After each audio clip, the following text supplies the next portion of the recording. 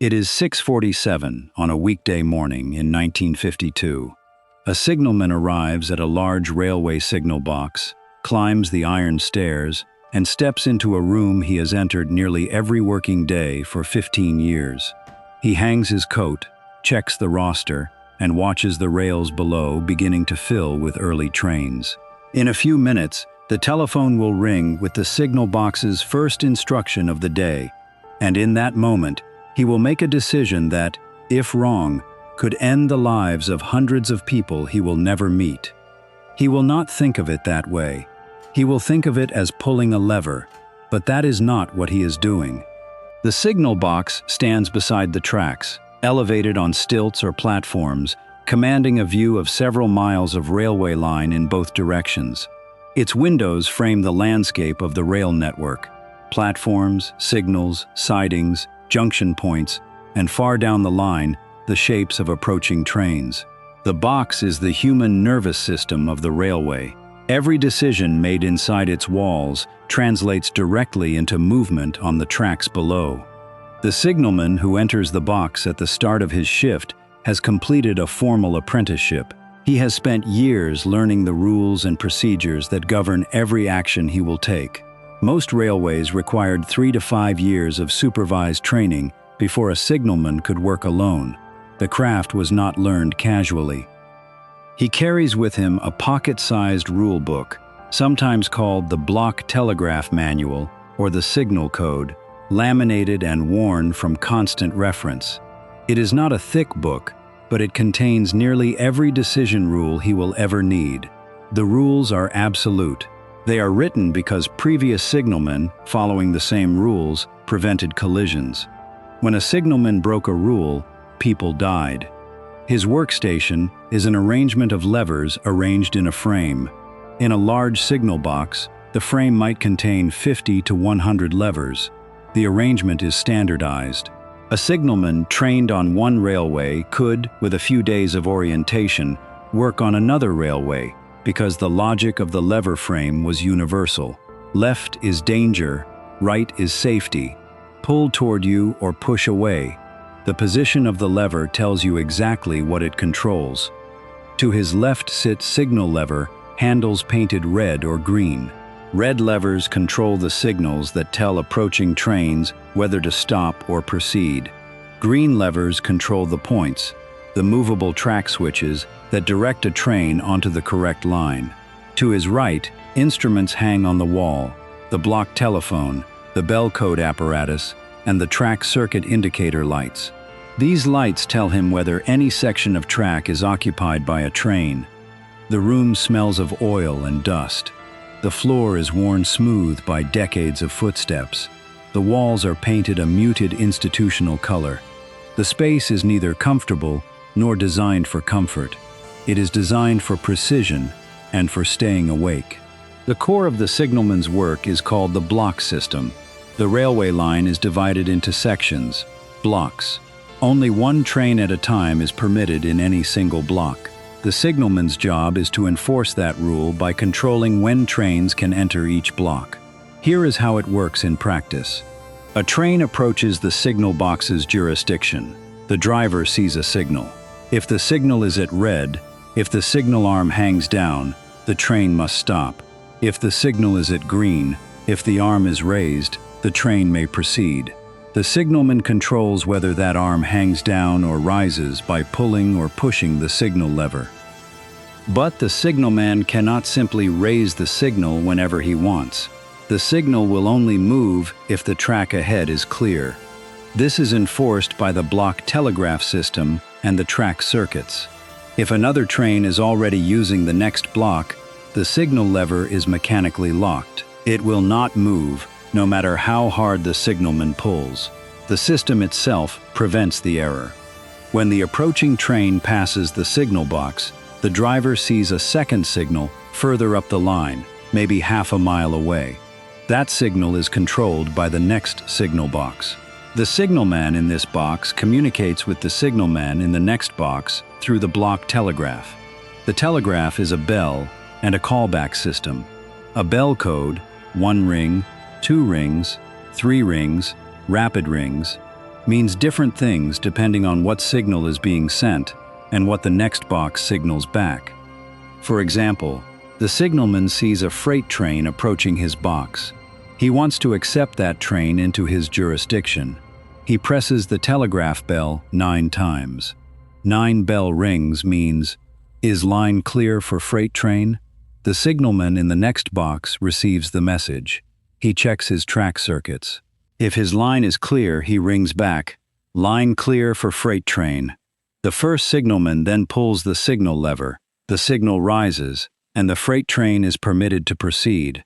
Only after the signalman has received permission from the next box, only then can he raise his signal. If he raises it without permission, he is breaking the rule. If he breaks the rule, he risks accepting a train into a block that is not actually clear. That train could collide with the one ahead. The repetitive work is the bell code. A signalman handles hundreds of bell messages in an 8-hour shift. Some are straightforward. Some are requests for special movements. Some are urgent. Some involve multiple trains. The signalman must decode each message, make a decision, respond, and log the exchange. He must keep track of where every train is, where it is going, whether it has cleared the previous block, and whether it is approaching on schedule or delayed. The telegraph bell rings unpredictably. There is no pause. There is no moment to rest. During peak hours, morning rush, evening rush, and mainline freight movements, the bell rings continuously. The signalman takes notes. He listens. He thinks. He pulls levers.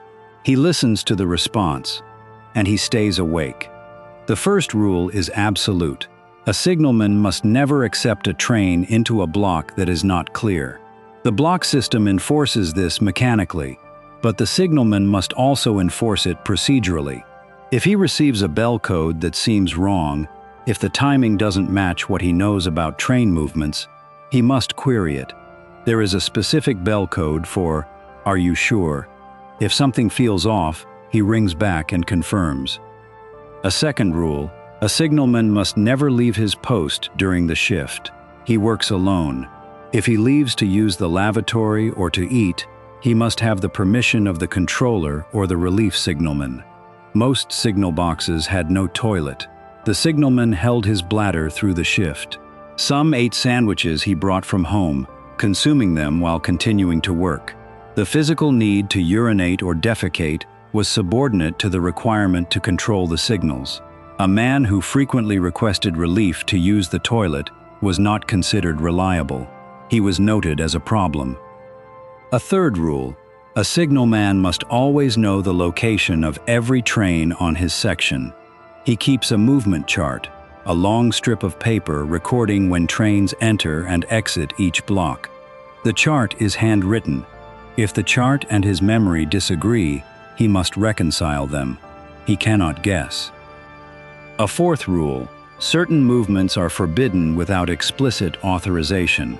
A train cannot be diverted onto a siding, or moved backwards, reversing, or shunted between blocks without the controller's explicit approval. A signalman who diverted a train without authorization was breaking a safety rule. The rule existed because unauthorized movements had, in the past, caused collisions. A fifth rule, the signals must be kept in the safest position possible. If a signalman is uncertain about whether a train has cleared a block, he must keep the signal at red. He must keep it at red until he is certain. Certainty came from either A, the track circuits, which showed no train present, or B, confirmation from the next box that the train had passed through completely. A sixth rule, a signalman must never change a signal that a driver was responding to. If a train is approaching a signal and the driver is beginning to slow down because the signal is red, the signalman cannot suddenly raise that signal. The driver has already committed to stopping. If the signal changes at the last moment, the driver cannot safely respond. The driver might not have time to accelerate. The train behind it might collide. A seventh rule, attention. A signalman could not afford to be distracted. A signalman could not daydream, could not read a book, could not ignore the bell for even a few minutes. A signalman who was caught sleeping on the job was immediately dismissed. There is no rehabilitation from falling asleep on duty. One sleep equals one potential collision. The eighth rule was hierarchy. The signalman answered to the controller, a senior official who might supervise multiple signal boxes. The controller could order the signalmen to move trains in a way that contradicted normal procedure if the controller took responsibility for the decision. Most signalmen obeyed these orders, even if they felt unsafe, because the controller had authority and the signalmen had bills to pay. But a signalman who truly believed an order would cause a collision could refuse. In practice, few did. The culture of the railway did not reward the man who questioned authority. The man who obeyed, who did not cause accidents, who did not complain, was promoted. A signalman in the 1950s earned between £7 and £10 per week, depending on the railway company, seniority, and whether he worked for a metropolitan railway or a regional line. This was skilled work, and the wage reflected it, above an unskilled laborer but below a locomotive driver. The signalman also received a pension, which was valuable. Unlike a truck driver or a factory worker, a signalman who stayed with the railway for 30 years would receive a retirement payment. This stability meant something. A man could buy a small house on a signalman's wage if he stayed employed for 20 years. The job also offered security that factory work did not. A railway company was unlikely to go bankrupt during a man's working life. The railway was permanent, owned by the state in Britain after nationalization in 1948, or by large corporations in America. A signalman who could keep his job without causing an accident would work steadily until retirement. But the cost was severe. The work was solitary. The signal box was isolated. The signalman saw almost no one except the relief signalman arriving at shift change. He did not interact with passengers. He did not interact with the drivers of the trains he controlled. He did not see the result of his decisions. If he made a good decision, nothing visible happened. The trains ran on time. If he made a bad decision, catastrophe happened, but he was not there to see it. The isolation was compounded by the shift work. Signalmen worked rotating shifts, early, late, and night. A signalman worked 7 days a week or 6 days a week, depending on the roster. The rota cycle might repeat every 4 weeks. A signalman would work an early shift for 10 days, then switch to late shift for 10 days, then night shift for 10 days. His sleep pattern was constantly disrupted. He did not sleep well. He was tired for much of his working life. Night shifts were the worst.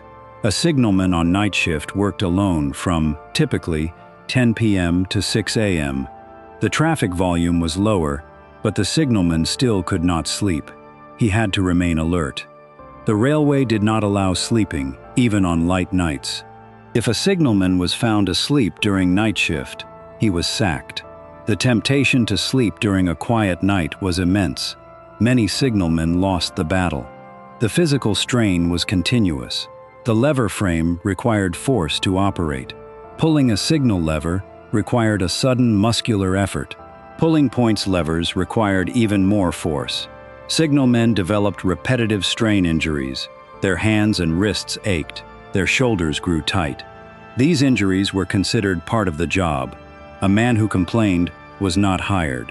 A man who complained was moved to a smaller box with fewer levers. Complaint meant demotion. The heat in summer and the cold in winter were both significant. Signal boxes were not insulated well. They were elevated into the weather. In winter, the box was freezing. In summer, the sun beating through the glass created an oven. The signalman had to work in both extremes. He could not leave, and he carried a responsibility that few civilians experienced. He knew, explicitly, that if he made a single error, people could die. This knowledge never left him. It was present every shift. Young men sometimes found they could not tolerate the psychological weight. They left. Men who stayed often developed what would now be called anxiety. insomnia, irritability at home. The family bore the cost. A signalman's wife managed the household alone during his night shifts. She raised the children alone. She did not see him regularly. Signalmen's marriages often deteriorated. Some men drank. Some men became difficult. The job was secure, but it was not kind. What the job provided was this: identity. A signalman was a tradesman. He had learned a craft that few men could do. He knew the railway system. He knew the signals and the levers and the bell codes. When he walked through a town in uniform, he was recognized. When he introduced himself, he was not introducing himself as a laborer or a clerk, but as a signalman. He was trusted with a critical system. The responsibility was the source of his respect. It is 8:15 in the morning. The commuter traffic has begun. The signalman has already handled perhaps 30 bell codes. 3 trains are currently moving through his section of the line. One is approaching the next signal box. One is 3 blocks away. One is just entering his jurisdiction. The telephone on the hook rings. He picks it up. It is the controller.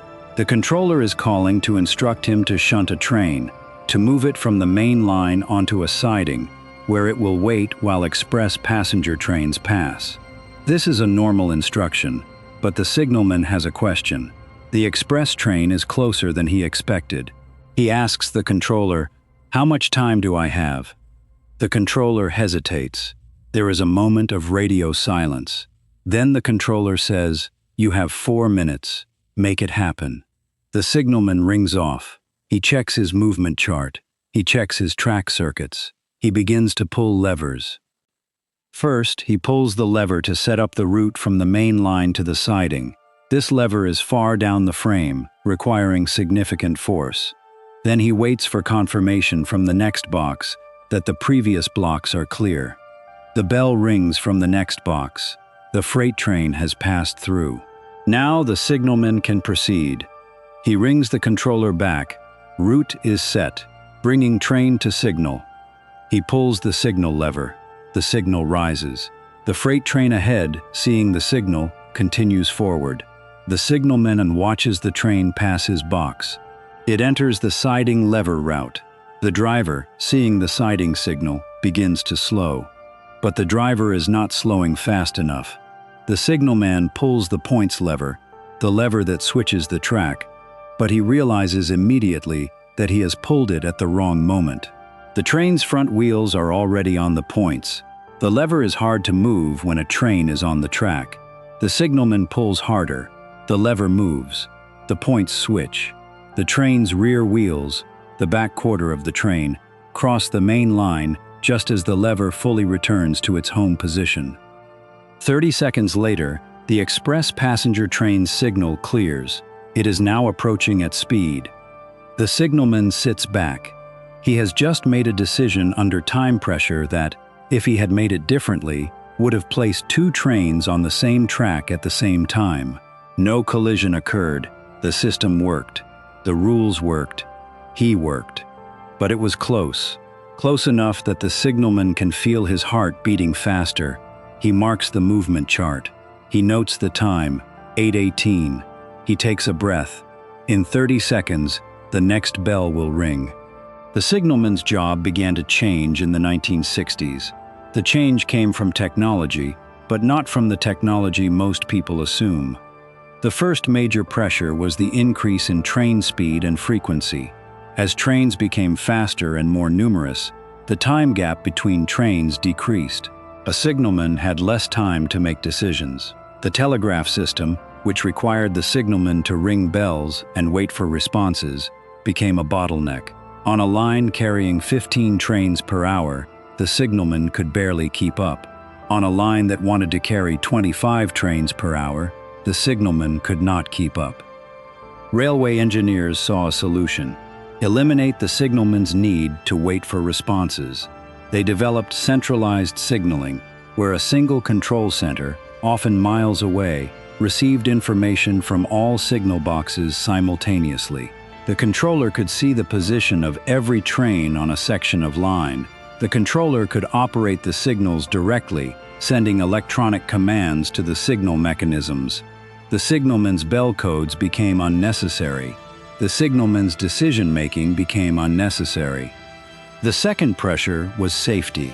Every accident investigation revealed the same pattern. The cause was human error. A signalman made a mistake. The solution, safety engineers argued, was to remove the human from the decision. Install an automatic system that would not make the mistake. The system would read the track circuits, calculate safe intervals, and move the signals accordingly. No judgment required. No human error possible. The third pressure was labor cost.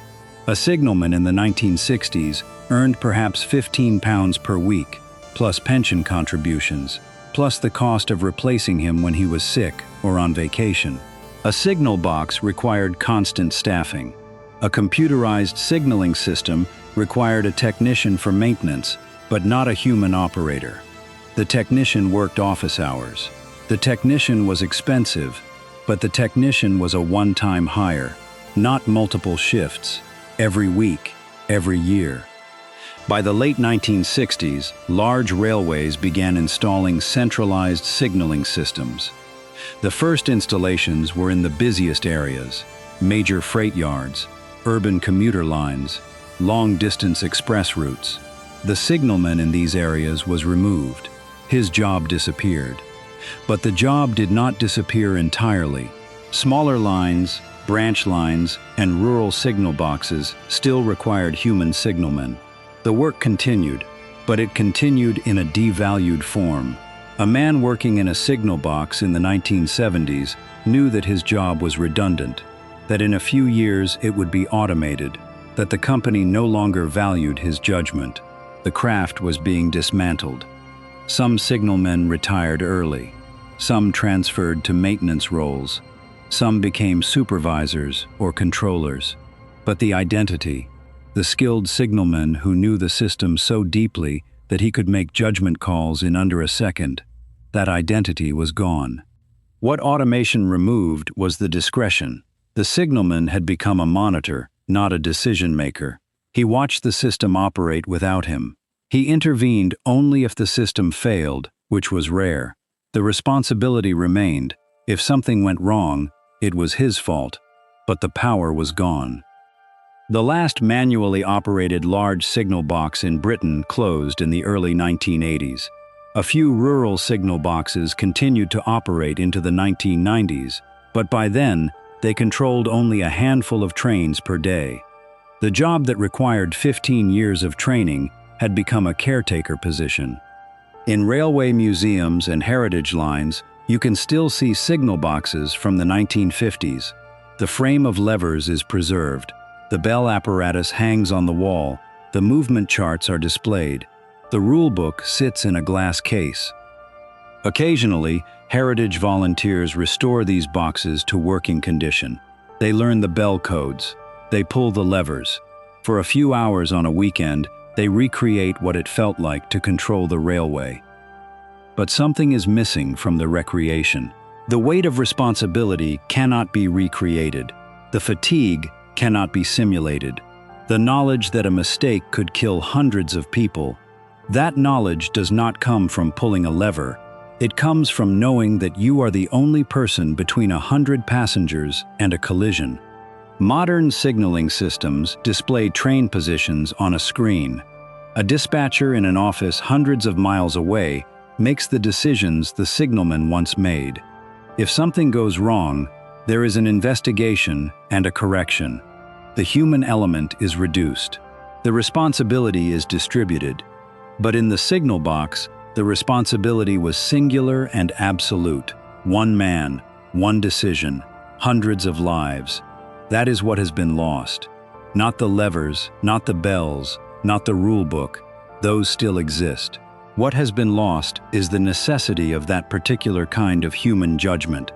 The judgment that comes from years of training, from lived experience, from the accumulated knowledge of thousands of small decisions made correctly. The lever is still pulled, but it is pulled by a machine now. And the man who once pulled it, who knew exactly when to pull it, how hard to pull it, And what would happen when he did? That man is gone. Did anyone in your family work on the railway or in another job where a single mistake could affect hundreds of people? What was that responsibility like?